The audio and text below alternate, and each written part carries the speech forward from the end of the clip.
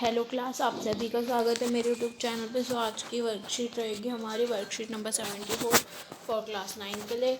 और सब्जेक्ट रहेगा हमारा साइंस। और यहाँ पे अपना नाम, यहाँ पे अपनी क्लास टीचर का नाम। आज की डेट रहेगी हमारी 21 जनवरी 2022। सो हम वर्कशीट स्टार्ट करते हैं। आज का टॉपिक है हमारा हम बीमार क्यों होते हैं, चैप्टर नंबर 13। और उसमें हमारा टॉपिक है रोग के कारक। सो ज्ञान कहता है कि जिज्ञासा दीदी, क्या कारण है कि लोग रोगों से ग्रसित होते हैं। जिज्ञासा कहती है ज्ञान, सभी रोग मुख्यतः दो कारकों के आधार पर होते हैं। पहला है तात्कालिक कारक, यह शरीर में रोग होने का प्रमुख कारण होता है। यानी कि ये जो है मुख्य रूप से ज़्यादातर यही होता है।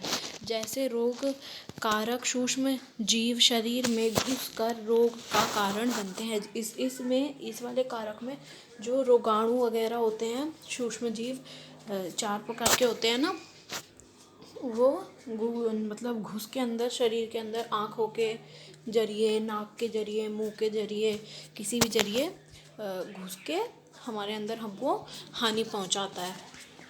जैसे एक विषाणु शरीर में घुसने पर विषाणु ज्वर कर देता है, या टीबी का जीवाणु, या फिर जैसे कोरोना चल रहा है ना, वो घुस जाता है अंदर और हमें कोविड-19 से ग्रसित कर देता है, या फिर टीबी जीवाणु। ठीक है। और ये देखते हैं, सेकंड है हमारा सहायक कारक। ये वे अन्य कारक हैं जो रोग प्रतिरोधक क्षमता को कम करते हैं और रोग के होने की संभावना को बढ़ाते हैं।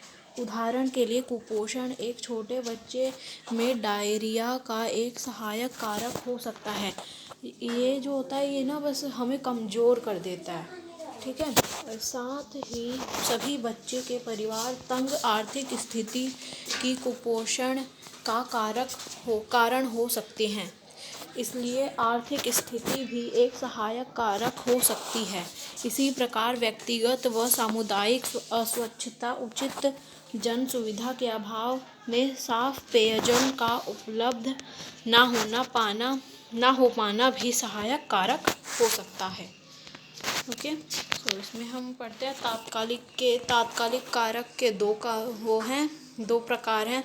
तो पहला प्रकार है संक्रामक कारक और दूसरा है असंक्रामक कारक। तो हम पहले संक्रामक कारक पढ़ लेते हैं।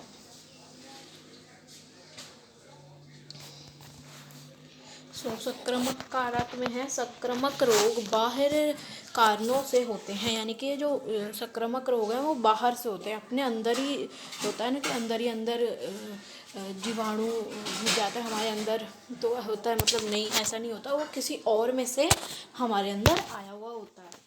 यह बाहरी कारण संक्रामक कारक कहलाते हैं,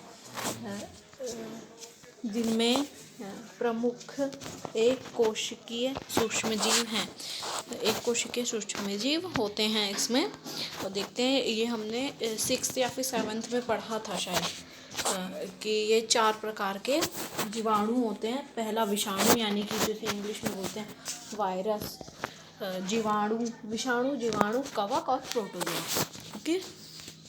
फिर यहाँ पे देख लेते हैं, आंतों के कुछ संक्रामक रोग बहुकोशिकीय कृमियों जैसे फीता कृमि व गोल कृमि आदि के कारण होते हैं। फील पाँव भी एक अलग तरह के कृमि के कारण होने वाला रोग है।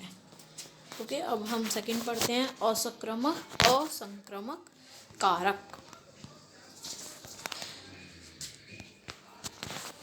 असंक्रामक कारक रोग मुख्यतः आंतरिक कारणों से होता है। यानी कि हमारे अंदर ही होता है।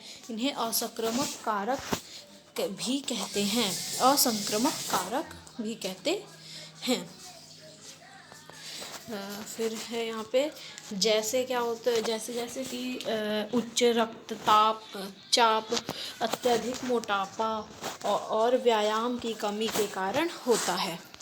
फिर यहाँ पे हम देख लेते हैं, थायराइड ग्रंथि के सही से काम ना करने से थायराइड रोग का होना, यानी कि जो थायराइड ग्रंथि होती है एक, वो अगर सही से काम नहीं करती तो हमें थायराइड तो सुना होगा ना, वो हो जाता है, यानी कि खून की कमी हो जाती है। ये क्या है, कुछ प्रकार के कैंसर आनुवांशिक असमानताओं के कारण भी होते हैं। फिर इधर देखते हैं, इसी प्रकार मधुमेह यानी कि शुगर भी इंसुलिन की कमी और ज़्यादा कार्बोहाइड्रेट खाने के कारण हो सकता है। सो आज के इजी क्वेश्चन देख लेते हैं। आज के हमारे वर्कशीट में टोटल चार क्वेश्चंस हैं। So let's started. First question देखते हैं क्या है हमारा।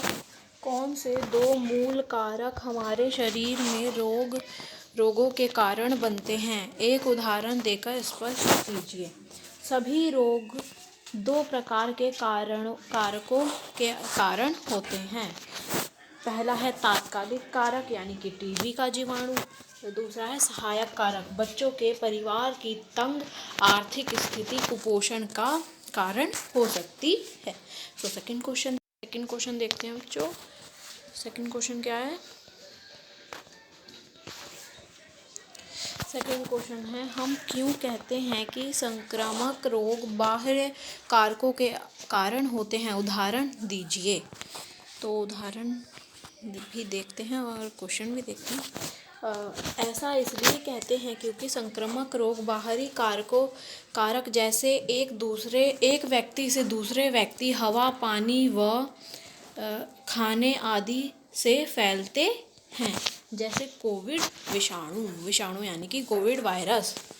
सो क्वेश्चन है, कोविड-19 का तात्कालिक कारक और कोई दो सहायक कारक लिखिए।